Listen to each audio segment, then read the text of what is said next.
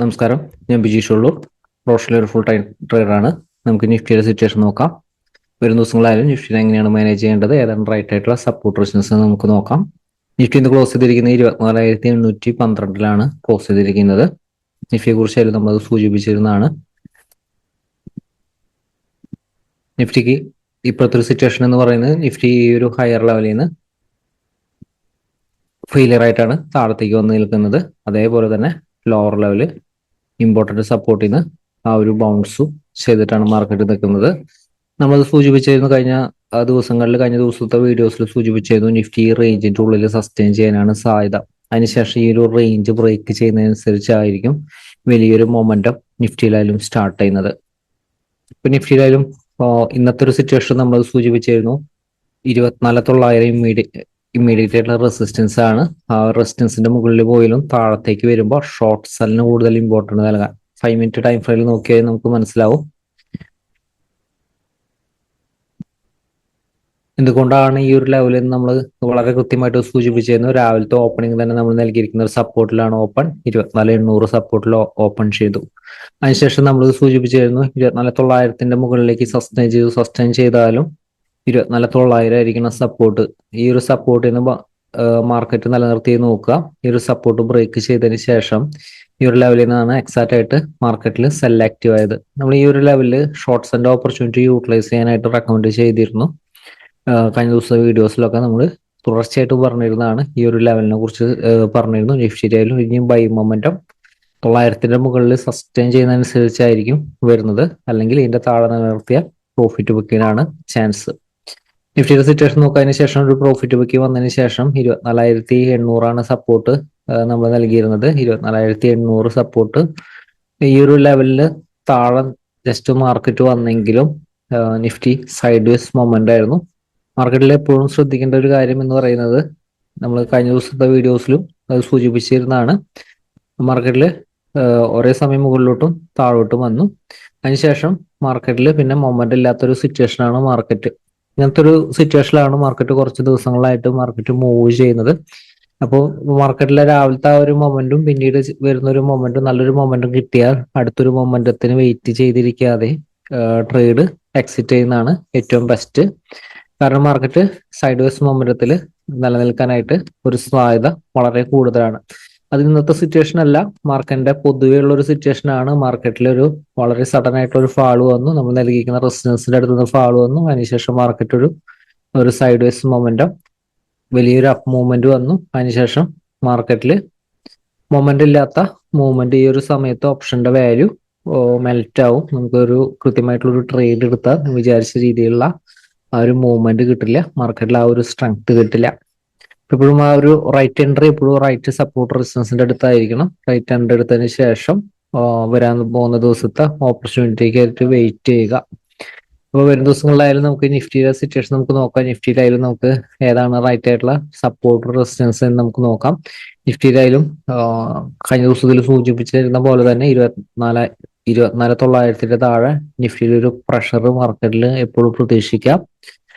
Nifty 24,975 മുകളിൽ sustain ചെയ്താലാണ് ഈ ഒരു ബൈ മൊമെന്റത്തിന് സ്ട്രെങ്ത് വരുന്നത്. പിന്നെ റെസിസ്റ്റൻസ് 25,030 ആയാലും അത് ബ്രേക്ക് ചെയ്ത് പോകാനുള്ള ഒരു സാധ്യതയാണ് കൂടുതൽ വരുന്നത്.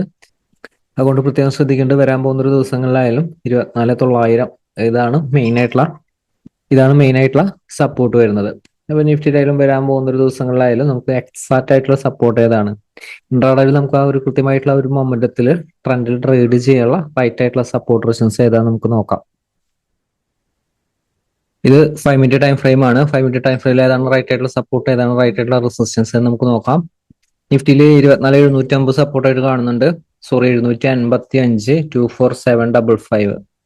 അപ്പൊ നിഫ്റ്റി ഓപ്പൺ ചെയ്യുന്ന 755-നും 24,815 ഇടയിലാണെങ്കിൽ ഈ രണ്ട് റേഞ്ചിനിടയിൽ നിൽക്കാനാണ് സാധ്യത കൂടുതൽ. ഈ റേഞ്ചിനോട്ട് ബ്രേക്ക് ചെയ്താൽ മാർക്കറ്റിന്റെ ഒരു മൊമെന്റം ചാൻസ് ഉണ്ട്. ഇൻ കേസ് ഓപ്പൺ ചെയ്യുന്ന ഫ്ലാറ്റ് ഓപ്പണിംഗ് ആണ്, ഈ ഒരു റേഞ്ചിലാണ്, ഈ ഒരു 815 ബ്രേക്ക് ചെയ്താൽ ബൈ ഓപ്പർച്യൂണിറ്റി യൂട്ടിലൈസ് ചെയ്യുക. സെയിം ക്യാനിൽ സ്റ്റോപ്പ് ലോസ് പ്ലേസ് ചെയ്തുകൊണ്ട് ബൈർ ഓപ്പർച്യൂണിറ്റി യൂട്ടിലൈസ് ചെയ്യാം. റെസിസ്റ്റൻസ് കാണുന്നത് ഇമ്മീഡിയറ്റ് ആയിട്ടുള്ള റെസിസ്റ്റൻസ് കാണുന്നത് 24,888 ആണ്. അതിനുശേഷം നിഫ്റ്റിയുടെ റെസിസ്റ്റൻസ് നമ്മൾ കഴിഞ്ഞ ദിവസത്തിൽ 24,900 റെസിസ്റ്റൻസ് പറഞ്ഞിരുന്നെങ്കിലും 24,888 റെസിസ്റ്റൻസ് ആയിട്ട് എടുക്കുക. ഇൻ കേസ് നിഫ്റ്റി ഇതിന്റെ ഒരു താഴത്തേക്ക് ഇൻ കേസ് ഇതിന്റെ മുകളിൽ സസ്റ്റെയിൻ ചെയ്താലും 900-ന്റെ മുകളിൽ സസ്റ്റെയിൻ ചെയ്താലും 24,888ന്റെ താഴത്തേക്ക് നിലനിർത്തിയാലാണ് വീക്ക്നെസ് എന്ന് പറയുന്ന രീതിയിൽ നിലനിർത്തുക. 24,945 higher level resistance.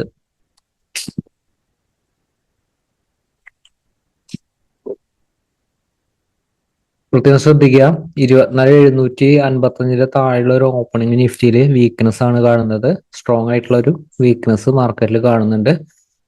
Gap down opening ആണ്, ചെറിയൊരു ഗ്യാപ് ഡൗൺ ഓപ്പണിംഗ് ആണ്. ഓപ്പണിംഗ് ക്യാനിൽ തന്നെ ഈ ഒരു സപ്പോർട്ട് ബ്രേക്ക് ചെയ്താൽ കൂടുതൽ വീക്ക്നെസ് കാണുന്നുണ്ട് 24,755. അപ്പൊ അതുകൊണ്ട് തന്നെ ഞാൻ ഇവിടെ വേറെ സപ്പോർട്ടുകൾ എടുത്തിട്ടില്ല, കുറച്ച് താഴെയാണ് സപ്പോർട്ട് എടുത്തിരിക്കുന്നത്. കാരണം മാർക്കറ്റിന്റെ ഒരു സിറ്റുവേഷൻ മനസ്സിലാക്കിയിട്ടാണ് ആ ഒരു സപ്പോർട്ട് റെസിസ്റ്റൻസ് നമ്മൾ എടുക്കുന്നത്. പിന്നെ നല്ലൊരു സപ്പോർട്ട് മാർക്കറ്റിൽ വരുന്നത് 24,675 സപ്പോർട്ട് വരുന്നത്. കുറച്ചൊരു ഡിഫറൻസ് ഉണ്ട് താഴത്തേക്ക്. അപ്പോൾ ഇൻ കേസ് ഓപ്പൺ ചെയ്യുന്ന ഗ്യാപ് ഡൗൺ ഓപ്പണിംഗ് ആണ്, ഈ ഒരു സപ്പോർട്ട് റെസിസ്റ്റൻസ് റേഞ്ചിലല്ല എങ്കിൽ ഈ ഒരു ലെവലാണ് വെയിറ്റ് ചെയ്യുക. റൈറ്റ് മൊമെന്റം റെസിസ്റ്റൻസിന്റെ അടുത്ത് നിന്ന് തിരിച്ച് താഴത്തേക്ക് വരുന്ന ഒരു സമയത്തായിരിക്കും റൈറ്റ് മൊമെന്റം വരുന്നത്. അല്ലെങ്കിൽ 24,675 സപ്പോർട്ടിൽ നിന്ന് ബൗൺസ് ചെയ്യുന്നുണ്ടെങ്കിൽ പ്രത്യേകം ശ്രദ്ധിക്കുക. 24,675 താഴത്തേക്ക് പോയാലും നിഫ്റ്റി 600 റേഞ്ചിന്റെ ഇടയിലാണ് നിഫ്റ്റിയുടെ സ്ട്രോങ് ആയിട്ടുള്ള സപ്പോർട്ടുകൾ വരുന്നത്. 24,640, 24,650 ഈ ഒരു ലെവലൊക്കെ സ്ട്രോങ് ആയിട്ടുള്ള സപ്പോർട്ടാണ്. 24,640 വിട്ട കുറച്ചധികം വീക്ക്നെസ് ആണ്. ഇപ്പൊ നിഫ്റ്റി 24,640 ഹോൾഡ് ചെയ്തുകൊണ്ട് 675ന്റെ മുകളിലേക്ക് സസ്റ്റെയിൻ ചെയ്താൽ ബൈർ ഓപ്പർച്യൂണിറ്റി യൂട്ടിലൈസ് ചെയ്യാം. ഈ ഒരു ലെവലില് മാർക്കറ്റിൽ മൊമെന്റം മാർക്കറ്റിൽ കിട്ടും.